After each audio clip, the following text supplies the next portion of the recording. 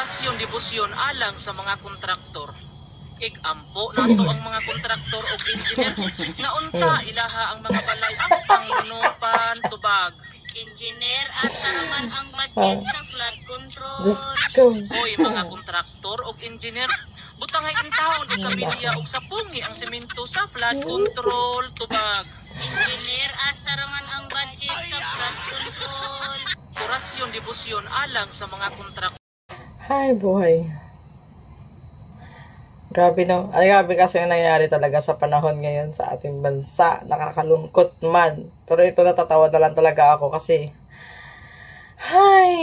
kung panoorin talaga natin guys, nakaka-stress no. Pero kailangan talaga natin din manood sa mga ganyang bagay para at least may mga idea tayo.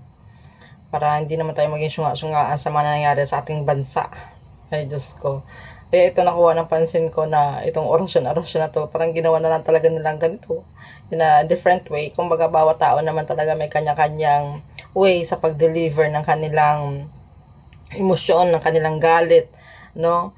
Sa nangyayari sa ating bansa. Ay, Diyos ko, yung Marimar. So, dito na lang tayo sa matatawa tayo. Ayaw ko masyadong sobrang stress kasi nakakalungkot.